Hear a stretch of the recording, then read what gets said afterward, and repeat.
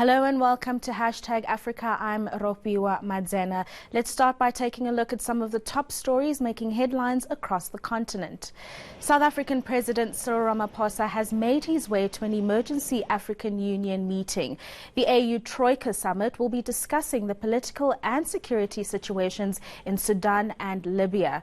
Now, there have been ongoing protests in Sudan against the ruling Transitional Military Council following the ousting of strongman President Omar al-Bashir.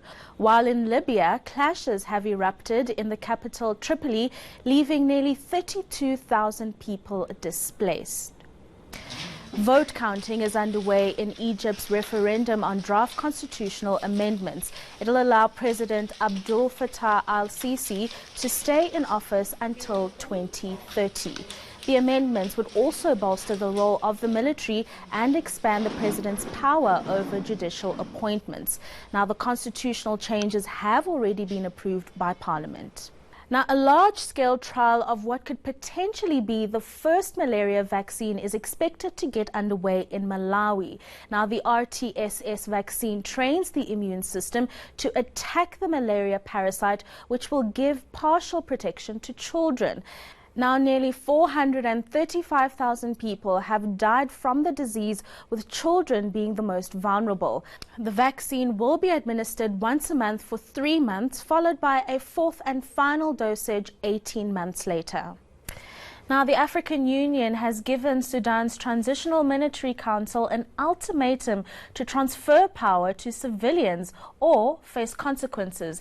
An emergency meeting was also convened with Sudan at the top of the agenda. For more on this, I'm joined by Africa analyst Aisha KG. Thank you for your time this evening, Aisha. Let's perhaps start with the latest on what's happening on the ground in Sudan. Well, protests among civilians are continuing and have spread to many regions of the country. So it appears that many of the Sudanese people on the ground do want to see a transfer to a civilian government, to the extent that civil society spokespeople have actually thumped their noses at the UAE and Saudi Arabia's funding of the military council, basically saying, keep your money, we want a civilian government. Let's talk a little bit more about that funding, given the circumstances that Sudan finds itself in as we move into a transition, rather. Surely it's important to have some sort of funding or platform in terms of making sure that transition happens smoothly, for lack of a better word. Absolutely, but when that funding is going towards a regime that appears to be entrenching a military authoritarian regime, which is not much of a difference from the kind of dictatorship Sudan had for so many years under Omar al-Bashir, there is cause for concern that certain countries might be funding an undemocratic transition, as it were. And of course, what we'd like to see more of on the continent is more people's participation in their government. Yeah. Let's speak a little bit about the African Union. They have given Sudan an ultimatum in terms of handing over power to the people, as you've just mentioned. Yes. But I always wonder about the might that the African Union as a body has in terms of enforcing these recommendations that are made at these meetings. Well, the African Union has some might in the sense that most of its member countries, nearly all of its member countries, are signatories to its Charter on Elections, Democracy and Governance. And so if a country refuses to abide by the principles of that charter or by a decision of the African Union, then there is the possibility that that country could be suspended from the Union, which would mean that it would have consequences in terms of intra-regional trade, intra-regional movement, etc., as well as, of course, diplomatic and political consequences. So there are economic consequences and, of course, social ones, ramifications from that.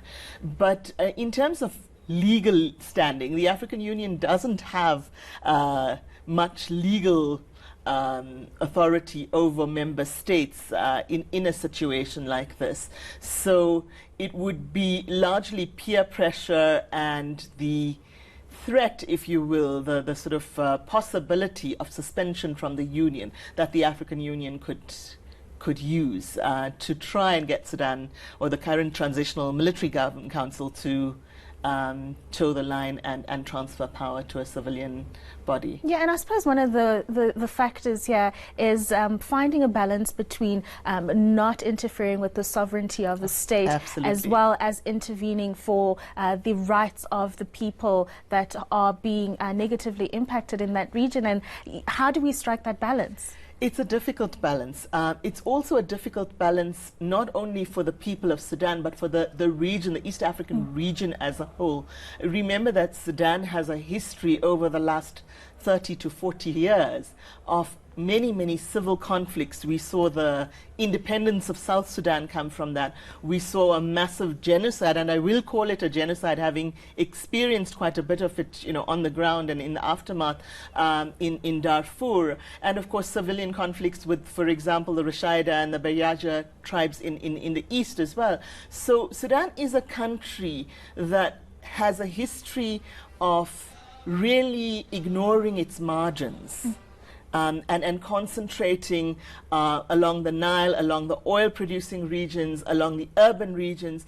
And so many Sudanese live in conditions of quite a lot of, shall we say, disadvantage, okay, because they live far away from the nexus of power.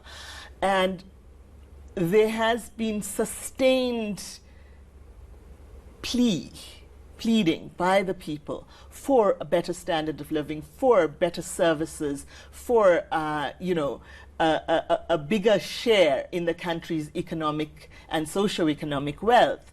And that is, I think, part of what these protests are about. And if we don't see that happen, then there is a very strong possibility that parts of Sudan, or Sudan as a whole, might degenerate again into civil conflict. And that is certainly something that one doesn't want to see for the country, but also for the region as a whole, because the repercussions of that on the neighboring countries, we saw that in the previous conflicts. We saw what happened with, for example, an influx of refugees into Chad, and then the sort of fomenting of strife there in the northern part of the DRC, in Uganda, etc. Because Sudan is such a large country, such a large landmass, with so many borders and such very porous borders, we would like to see a stable Sudan, not only for the people of Sudan, but for the region. And it is in the regional, or at the regional level, that the African Union does have a responsibility to intervene. Aisha, thank you very much for those insights this evening. I've been speaking there to Aisha KG, who's an Africa analyst. Now, still ahead on #Africa, what will drive economic growth in Ghana to become an investment destination in sub-Saharan Africa? Well, we'll be speaking to an economist on that. And later, another country on the continent finally considers abolishing the death penalty. More on that in just a moment.